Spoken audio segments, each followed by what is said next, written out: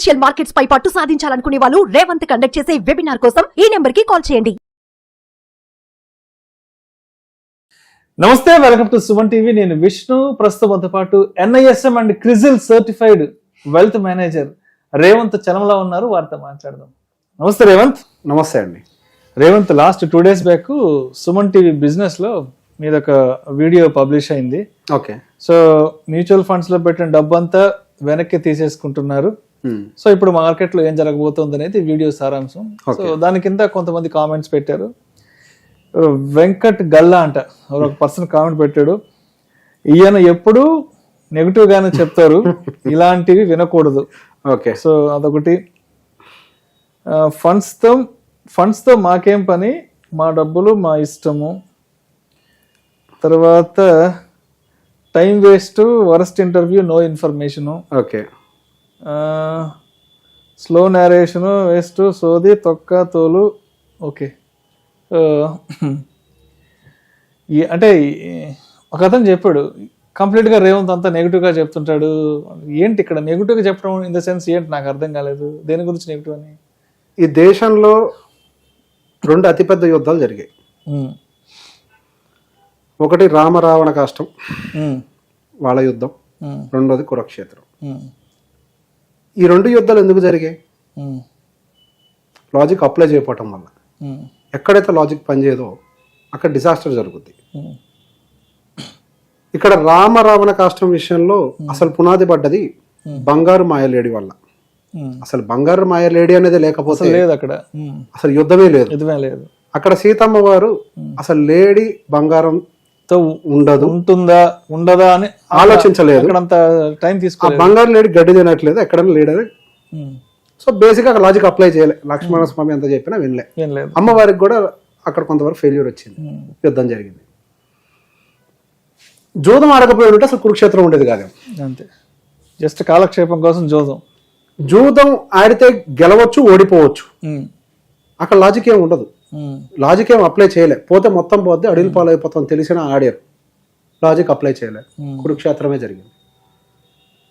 So నేను ఇక్కడికి వచ్చి కేవలం ఆ లాజికల్ చెప్పే ప్రయత్నం చేస్తున్నాను, అంతే, అంతకు మించి ఏం లేదు. సక్సెస్కి మీకు తెలిసిన మీనింగ్ ఏంటి? మీకు తెలిసిన మీనింగ్ ఏంటో చెప్పండి. మనం కోరుకున్న అన్నిటిని ఫుల్ఫిల్ చేసుకోవడం, బాగా ధనం సంపాదించడం, సొసైటీలో గొప్పగా బతకడం. రైట్. మనం మనకున్న డిజైర్స్ అన్నింటి మన దగ్గర తెచ్చుకోవడం. కరెక్ట్. నాకు తెలిసిన మీనింగ్ ఏంటో తెలుసా అండి సక్సెస్కి? Avoiding 99 ways of doing mistake. Okay, అంతే. మనం 99 మిస్టేక్స్ ఏవైతే చేస్తామో వాటిని అవాయిడ్ చేసేసామనంటే మనం సక్సెస్ఫుల్గా ఉన్నట్టు. నేను ఇక్కడికి వచ్చి చెప్పేదల్లా ఆ 99 ways ఆఫ్ అవాయిడింగ్ మిస్టేక్, అంతే. ఎన్ని రకాల తప్పులు జరుగుతూ ఉంటాయి, ఎన్ని రకాల తప్పులు మనం మార్కెట్లో చేస్తూ ఉంటాం, అటు పెట్టుబడి రంగాల్లో చేస్తూ ఉంటాం. ఈ తప్పులు చేయకుండా ఉంటే మనం కొంతవరకు ఎదుగుతాం అని చెప్పే ప్రయత్నమే ఇది. సో బేసిక్గా ఎప్పుడైనా మిస్టేక్స్ ఏమేమి జరుగుతాయో చెప్తున్నాం అంటే అది డెఫినెట్గా నెగిటివ్గానే కనిపిస్తూ ఉంటుంది. ఇప్పుడు డబ్బులు పెడితే మ్యూచువల్ ఫండ్స్ లో ఇంత CAGRతో క్యాలిక్యులేట్ చేస్తే అన్ని 100 కోట్లు వస్తాయి, 1000 కోట్లు వస్తాయి, మీ జీవితాలు సెటిల్ అవుతాయి. ఇదేమన్నా అడ్వర్టైజ్మెంటా?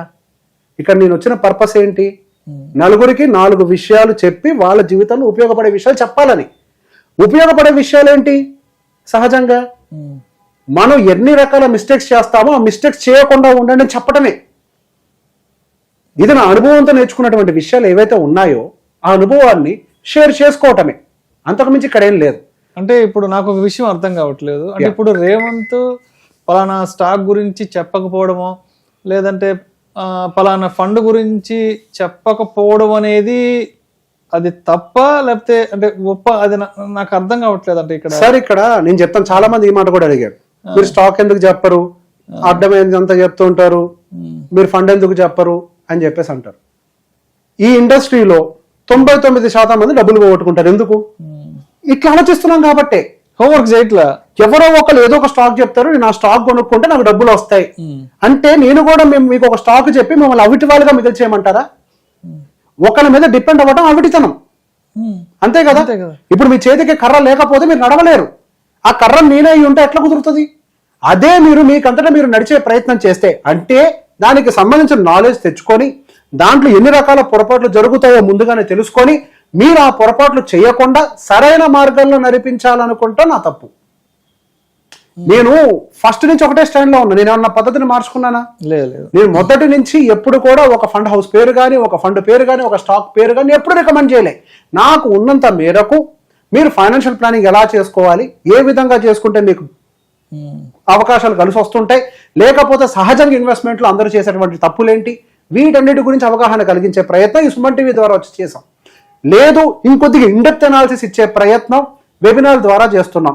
అండ్ ఇప్పుడు కూడా దాదాపు ఈ నెలలో మనం 14-15 తారీఖుల్లో సాటర్డే సండే వెబినార్లను కండక్ట్ చేస్తున్నాం.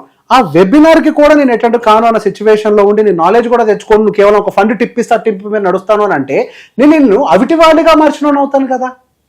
నేను నీకు ఎట్లా నాలెడ్జ్ ఇచ్చిన అవుతాను? నీకు పర్సనల్ గా ఫైనాన్షియల్ ప్రాబ్లం ఉంది అని అంటే కన్సల్ట్ అవ్వాలి, దాన్ని కన్సల్టేషన్ అంటాం. లేదు కొంతవరకు నాలెడ్జ్ కావాలని అంటే ఒక ఎడ్యుకేషనల్ ప్రోగ్రామ్ కి అటెండ్ అవ్వాలి, అక్కడ మీకు నాలెడ్జ్ వస్తుంది. నేను అల్లా చేయగలిగేది ఏంటి, ఇంటర్వ్యూల ద్వారా రకరకాల మిస్టేక్స్ ఏమేమి చేస్తామో ఆ మిస్టేక్స్ మీరు అవాయిడ్ చేసేలాగా చేయటం. ఈ వెబినార్ల ద్వారా మనం యాక్చువల్గా మార్కెట్ని ఎట్లా అర్థం చేసుకోవాలి, ఏ పద్ధతుల్లో మన ఇన్వెస్ట్మెంట్స్ తీసుకోవాలి అనే విషయాన్ని అర్థం చేసుకునేలా ప్రయత్నం చేయటం. మీకు పర్సనల్ గా సమస్య ఉంది, నన్ను వచ్చి కలవాలి అనుకుంటే కన్సల్టేషన్ చేసుకోవటం. అంతకు మించి నేను చేయగలిగిన సర్వీస్ ఇంకేమైనా ఉందా? ఇప్పుడు మనం అనుకుంటూ ఉంటాం సహజంగా 21 సంవత్సరాలు పూర్తి కాగానే మన చదువు పని అయిపోయింది, ఇక్కడ మనం చదవాల్సిన అవసరం లేదు అని. కానీ ఇక్కడ ఒక విషయం గుర్తుపెట్టుకోవాలి, అసలు జీవితం మొదలయ్యేది 21 తర్వాత. అక్కడితో చదువు ఆపేస్తారంటే ఎట్లా కుదురుద్ది? అసలు సమస్యలు మొదలయ్యాయి, అసలు ఛాలెంజెస్ మొదలయ్యాయి ఆ 21 సంవత్సరాలు. 21 నుంచి నిజంగా 21 ముందు మీ పేరెంట్స్ చూసుకుంటారు నిన్ను. జీవితం పరమార్థం ఏంటో మనకి బోధపడేదే 21-22 నుంచి అసలు స్టార్ట్ అయ్యేదే అక్కడ. కానీ అక్కడికి వచ్చిన దగ్గర నుంచి ఒక పుస్తకం కొనడానికి 500 రూపాయలు ఖర్చు పెట్టాం, ఒక క్లాస్కి అటెండ్ అవ్వడానికి 1000 రూపాయలు ఖర్చు పెట్టాం, మిగతా వాటన్నిటికీ పెడతాం. నేను నా దగ్గరికి రమ్మని అటెండ్ కామని నేను చెప్పట్లేదు, ఎవరో ఒకరి దగ్గరికైనా వెళ్ళి నాలెడ్జ్ తెచ్చుకునే ప్రయత్నం చేయాలి కదా. ఇప్పుడు నాలెడ్జ్ ఎక్కడ ఉంటుందో సంపద అక్కడ ఉంటుంది, అది సృష్టి ధర్మం. దాన్ని నేను మార్చగలనా? ఎవరు మార్చలేరు. సృష్టి ధర్మం ఏంటి? ఎక్కడైతే జ్ఞానం ఉంటుందో అక్కడ లక్ష్మీదేవి టెస్ట్ చేసుకుని కూర్చుంటుంది, అది సృష్టి ధర్మం. అది మీరు ఈ విషయం చెప్తుంటే నాకు ఒక పోస్ట్ గుర్తొచ్చింది. ఈ మధ్య ఒక సోషల్ మీడియాలో ఒక పోస్ట్ పెట్టారు రేవంత్. ఓకే, ఇక్కడ జంతువులకి ఎటువంటి ఆహారం వేయకండి, మీరు ఆహారం వేయడం వల్ల అవి తమ నిజమైన స్వభావాన్ని కోల్పోయి ఎగ్జాక్ట్లీ అంటే ఆహారం వేటాడడం మానేసి రేపటి నుంచి మీరు వేసే గింజల కోసం, మీరు వేసే ఆహారం కోసం మాత్రం వెయిట్ చేస్తే ఎగ్జాక్ట్లీ ఒకటేదో ఒక పోస్ట్ ఒకటి వచ్చింది. ఎగ్జాక్ట్లీ పర్ఫెక్ట్ గా చెప్పారు. ఇప్పుడు మీరు యాక్చువల్ గా మనం జంతువులకి మనమే ఫీడ్ చేయడం వల్ల పులులకు కూడా అంటే మనమే ఫీడ్ చేస్తూ ఉంటే దాని సహజ గుణమైన హంటింగ్ ని కూడా మర్చిపోయేసి ఎవరైనా వస్తే ఏదైనా వేస్తే తిందాము అన్న. ఎగ్జాక్ట్లీ. సో బేసిక్ గా మనకి ఆ కల్చర్ పోవాలి. నేను టిప్పిస్తే మీరు చేసేది ఏంటి, మీరు నాలెడ్జ్ సంపాదించుకోండి. ఆ నాలెడ్జ్ కి కావాల్సిన నా అనుభవంతో ఏవైతే ఉన్నాయో అవన్నీ ఇక్కడికి వచ్చి చెప్పే ప్రయత్నం చేస్తున్నాను. ఇప్పుడు ఎన్ని రకాల తప్పులు నేను ఆల్రెడీ చేశానో, ఆల్రెడీ చేస్తున్న వాళ్ళని చూస్తున్నానో, ఆ తప్పులన్నిటినీ మీ ముందరికి తీసుకొచ్చి మీరు ఈ తప్పులు చేయకండి అని చెప్పే ప్రయత్నం చేస్తున్నాం. కానీ ఇక డిమోటివేట్ చేయడం కాదు. ఫైనాన్షియల్ మార్కెట్స్ మీరు పెట్టుబడులు పెడుతున్నారు కాబట్టి పెరుగుతాయా, ఎకానమీకి అనుకూలంగా పెరుగుతాయా? ఎకానమీతో పెరుగుతూ ఉంటాయి. ఫైనాన్షియల్ మార్కెట్స్ మన సెంటిమెంట్తో సంబంధం లేదు. సో ఎకానమీ బాగోలేదని చెప్తే నెగిటివ్గా చెప్తున్నాం అంటారు. నెగిటివ్గా చెప్పటం కాదు, ఎకానమీ బాగోలేదు అని అంటే మన పెట్టే పెట్టుబడులని జాగ్రత్తగా చూసుకొని పెట్టుకుంటూ ఉంటాం. ఇప్పుడు నేను ఫండ్స్ కంప్లీట్గా బయటికి తెమ్మని చెప్పట్లేదు. అట్లీస్ట్ ఆల్రెడీ మంచి ప్రాఫిట్లో ఉన్న వాటిని కొంతవరకు డెప్లోకి షిఫ్ట్ చేసుకునే ప్రయత్నం చేసుకొని కొంతవరకు ఏదైనా డౌన్ఫాల్ వచ్చినా ప్రొటెక్ట్ చేసుకునే ప్రయత్నం చేస్తామని. మార్కెట్లో డబ్బులు బయటికి తెమ్మని ఎవరు చెప్పరు. అట్లీస్ట్ నాలెడ్జ్ గెయిన్ చేసుకోండి. లేకపోతే మీరు చేసిన తప్పులో, లేకపోతే ఆల్రెడీ ఏవైతే తప్పులు రకరకాల ఎక్స్పీరియన్సెస్ కేస్ స్టడీస్ నేను చూసుంటానో ఆ తప్పులు మీ ముందుకు తీసుకొచ్చి పెట్టే ప్రయత్నం ఎందుకనంటే మీరు ఆ తప్పులు చేయకూడదు అని. అంటే నాకు విషయం అనిపిస్తుంది, ఇక్కడ మనం మంచి విషయాలు మాత్రమే చెప్తున్నామన్న కోపము, లేదంటే చెడగొట్టే విషయాలు చెప్పట్లేదన్న కోపం అంటే నాకు అర్థం కావట్లేదు. అట్లని కాదు సార్. ఇప్పుడు ఎట్లుంటుంది అని అంటే మీరు నెలకి 500 రూపాయలు పెట్టండి, మీకు ఇన్ని లక్షల రూపాయలు అవుతాయి, మీ 70 సంవత్సరాలు వచ్చేసరికి మీకు సంపద క్రియేట్ అవుతుంది. సరే, ఇది అందరూ చెప్తారండి, వాళ్ళకి అది కావాలి అంటే ఎంకరేజ్ చేసే మాటలు కావాలి. ఎస్, ఎంకరేజ్మెంట్ అందరూ చేస్తున్నారు, కానీ జరుగుతున్న సమస్యల గురించి మాట్లాడే వాళ్ళు లేరు. నాకు రీసెంట్ గా మన స్పీకర్స్ లోనే ఒకళ్ళు చెప్పారు, రేవంత్ నువ్వు కరెక్ట్ గానే చెప్తున్నావు, చాలా గట్టిగా చెప్తున్నావు, నీకు ఒక ఉదాహరణ చెప్తా. భూమి గుండ్రంగా ఉంటుంది అని చెప్పిన పరిస్థితి ఏంటి, వాడిని రాళ్లతో కొట్టి చంపారు. నువ్వు నిజం చెప్పినా గానీ అది అర్థం కాదు. అది యాక్చువల్గా నిజమే, కానీ అర్థం చేసుకోరు. దానివల్ల నువ్వు బ్యాడ్ అవుతున్నావు అని అంటారు. సార్, నేను బ్యాడ్ అవుతున్నాను అని చెప్పేసి నువ్వు వచ్చి అబద్ధాలు చెప్పాలా? నేను ఫస్ట్ నుంచి ఇలానే ఉన్నా, నీకు నచ్చితే వినండి, నచ్చకపోతే లేదు, నేను చేసేది ఏం లేదు. కానీ నిజమే చెప్పాలి. అబద్ధం చెప్పి నాకు నేను ఎందుకు మోసం చేయాలి? మిమ్మల్ని మోసం చేయాల్సిన అవసరం నాకు లేదు కదా. ఇక్కడ ఇంకొక విషయం కూడా తీసుకోవాలి. సరే, ఇప్పుడు రేవంత్ వచ్చేసి ఒక ఇన్వెస్ట్మెంట్ అవెన్యూలో ఉన్న డ్రాబ్యాక్స్ ఏంటో చెప్తున్నాడు. డ్రాబ్యాక్స్ చెప్తున్నందుకు ఇక్కడ వాళ్ళో తిట్టడమో సంథింగ్ కామెంట్ చెప్తున్నారు. ఇంకొక ఎక్స్ అనే ఎక్స్పర్ట్ ఉంటాడు, ఆయన వచ్చి దాంట్లో ఉన్న అడ్వాంటేజెస్ చెప్తున్నారు. ఆయన ఏమంటారంటే, అరే అసలు సూపరు వీరుడు, సూపర్ వీరుడు కాదు అంటే రేవంత్ ఇక్కడ ఆ ఇన్వెస్ట్మెంట్ లో ఉన్న డిసడ్వాంటేజ్ చెప్పినా ఏదో బ్యాడ్ వర్డ్స్ ఉపయోగించి తిడుతున్నారు. ఇంకొక ఎక్స్ అనే ఎక్స్పర్ట్ వచ్చి దాంట్లో ఉన్న అడ్వాంటేజ్ చెప్పినా తిడుతున్నారు. అరే ఇది పెద్ద ఇన్వెస్ట్మెంట్, ఇది పెద్ద గ్యాంబ్లింగ్ రా. సార్ ఇక్కడ ప్రతి దాంట్లో ప్రతి కాయిన్ లో రెండు ఉంటాయి. ఇప్పుడు స్టాక్ మార్కెట్ అనే దాంట్లో కూడా బొమ్మ ఉంటది, బొలుసు ఉంటది. మనిషి జీవితంలో కూడా ఆనందము ఉంటది, దుఃఖము ఉంటది. వ్యాపారంలో లాభం ఉంటది, నష్టం ఉంటది. అలానే స్టాక్ మార్కెట్ లో కూడా మంచి ఉంటది, చెడు ఉంటది, లాభం ఉంటది, నష్టము ఉంటది. ఒక వ్యక్తి వచ్చి అందులో ఎలా చేయాలో చెప్తున్నాడు, మనకు అర్థం కాగలేదేమో, అంతే, తిట్టాల్సిన అవసరం లేదు. ఇంకొక వ్యక్తి వచ్చి అందులో వచ్చినటువంటి సమస్యలు ఏంటో చెప్తున్నారు, ఎందుకు ఆ సమస్యలు అట్లీస్ట్ అవాయిడ్ చేస్తారని. మీరు చేయాల్సింది ఏంటి, ఆ మనిషి చెప్పేటువంటి అప్రోచ్ ని ఫాలో అవ్వచ్చు.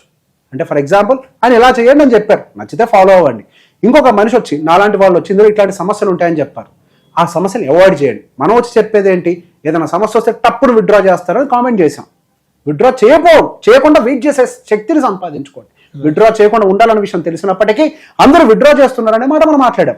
అంతకుమించి మనం చెప్పింది ఏం లేదు. సో ఇందులో నెగిటివ్ పాయింట్ ఏముంది, విత్డ్రా చేయకుండా హోల్డ్ చేయండి. లేదా మీకు ఎందులో ఎక్కువ ప్రాఫిట్స్ ఉంటే వాటిని డెప్లోకి షిఫ్ట్ చేసి హోల్డ్ చేయండి. మార్కెట్ నుంచి బయటికి రావడం సొల్యూషన్ కాదు.